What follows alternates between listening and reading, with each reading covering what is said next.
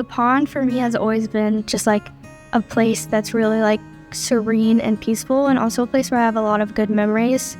And it's like, this is such like a busy place almost all the time, but then there's the pond right out there in our school where it's just so much more calm, and you can take time to just like quietly like reflect and like appreciate. So I've always really enjoyed that space and wanted to be able to share that more with the other people like at my school, students and staff.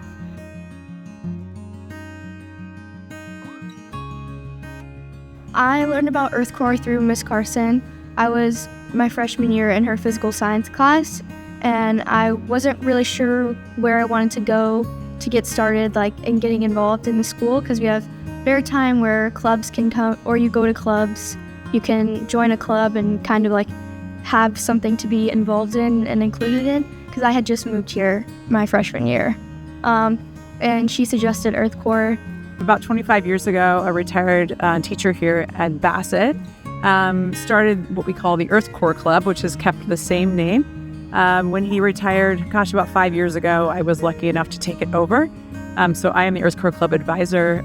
The point of the club is to do a number of things that are really hands-on for the school. They do the composting and recycling for the school here. They also work at WSU Myers Point Environmental Field Station and do a lot of replanting and invasive species removal at that property up on Henderson Inlet. Here at the pond on campus, they work to maintain native species. When she actually proposed the idea, I actually said to her, like, are you sure this is like what you want to do? Like, it's going to be a really big undertaking, and like, we're not sure if people are going to be able to access the pond and use it the way you're hoping. And she was resolute. She was like, this is what I want to do. I love, this space, and I want to improve it. I've been scouting for 6 years almost now, and like, as I'm getting older, I wanted to start my Eagle project, start planning that. And so I was thinking about like what my connections are within my community and how I can give back to the like parts of my community that are really meaningful to me.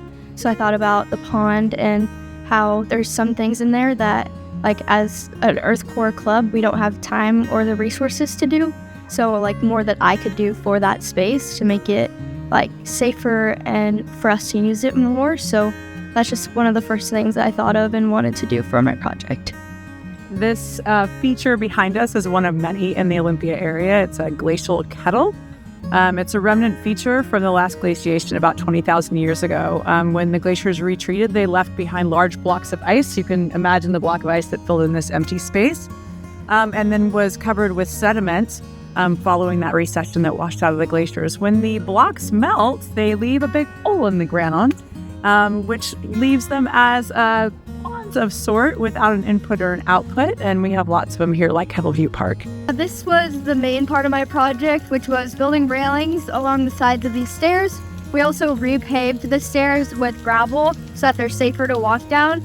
Like, these stairs are notorious for people falling down them because it's just the stairs and they were really slippery.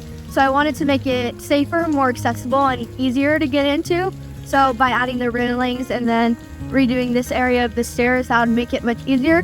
Really, the Eagle Project is that part of giving back to the community, but it's also the scout showing their leadership skills and being able to lead the other scouts in the project. So Ellie wasn't so much like doing the work, she was kind of guiding and saying, this is my vision, and then she set up the groups, she set up the sign-ups. So we have a troop sign up on our email or on our website, and so she just asked, please come, she explained what our Eagle Project was.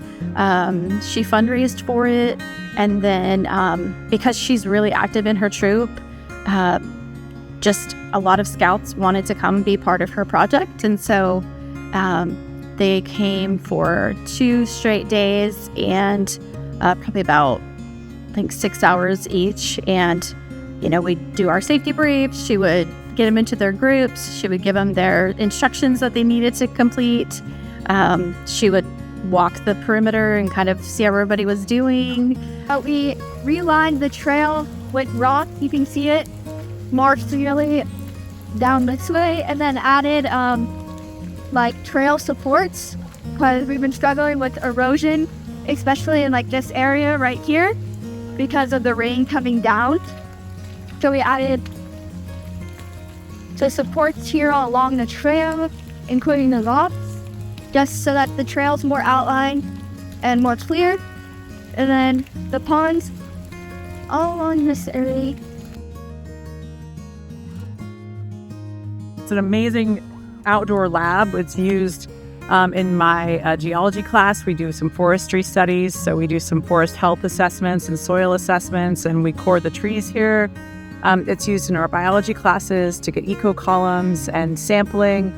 We use it in our environmental studies course as well, or environmental science, not sure the name, but course as well, to come out and do health surveys. One of the most rewarding things is I had a lot of younger scouts at my project, and there was a lot of things that they got to do, like they learned how to like pour and mix concrete and how to like measure certain things, and they got just an opportunity to like try something new and learn something new, and like walked away from it like one of the scouts came up to me and was like, I've never done that before, but it was pretty fun.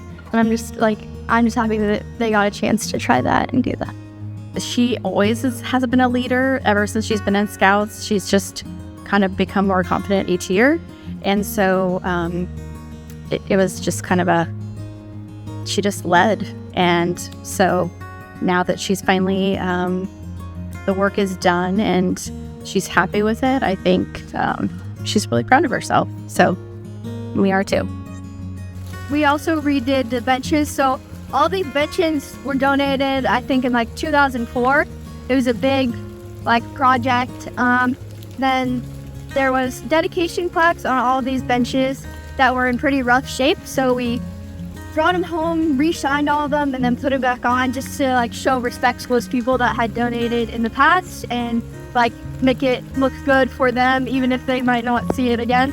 And then we redid the wood on all these benches because they were starting to rot and had graffiti on them and all of those things. So it was 13 benches in total that we redid. It is used often for science, but it's also used for kids to come outside and be outside. Photography uses this as well. It's just a really beautiful space, and we're pretty lucky to have it. It's about 1.5 acres. It is fenced off and locked, so no one jumps in the pond when they're not supposed to. But we try to get kids out here as often as we can.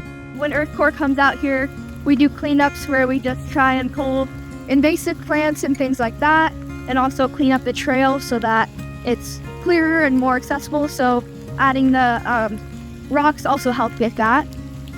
We have other benches again, just donated by people in the community. I love nature, and it's one of the big things I enjoy about scouting. So I've had great opportunities to hike and explore and go on trips to see such beautiful things. And I just want other people to have that opportunity as well.